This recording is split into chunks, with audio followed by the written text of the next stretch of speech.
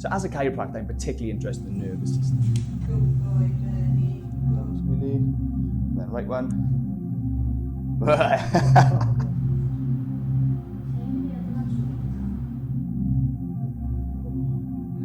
He was very good.